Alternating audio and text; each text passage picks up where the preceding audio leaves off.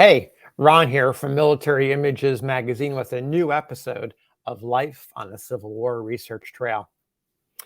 Today, my thoughts about the upcoming 160th commemoration of the issuance of the Emancipation Proclamation turn to a New York politician whose name is long forgotten.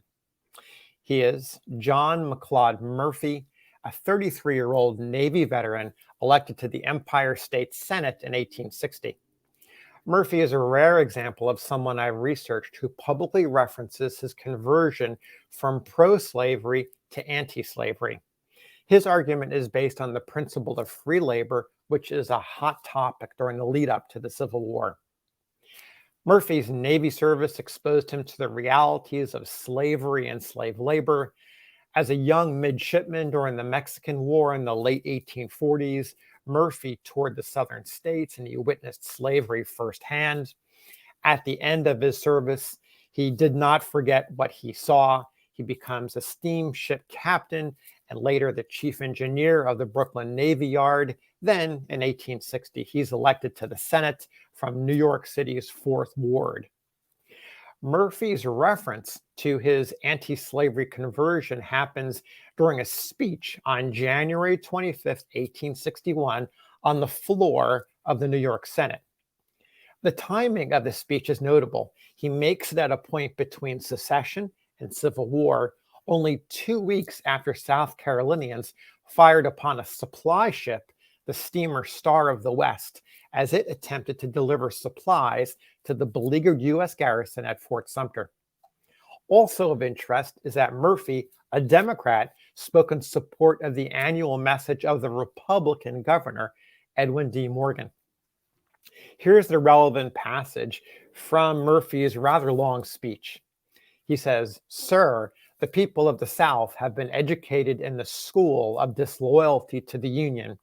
Go into Southern country as I have gone. Go there as I did with strong prejudices in favor of the institution of slavery. Prejudices which, thank God, I have overcome. And what will you see? You will find a class of men who look upon honest labor as a degradation, men in whose paths the lamps of morality and religion are hopelessly extinguished, men whose occupation is some game of chance, men whose stimulant, as I fear, is an artificial one, men whose politics is treason." This, sir, is a faithful photograph of the people who now control the detainees of the southern states.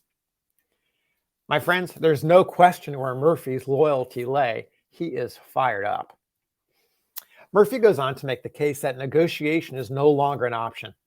The time has come to stand for the Constitution. Here's what he says in his concluding paragraph.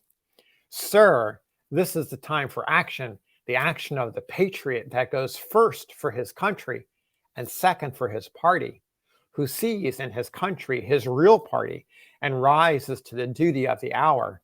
The true democratic principle is obedience to the laws and dealt to the Constitution, and we need no convention to teach us this."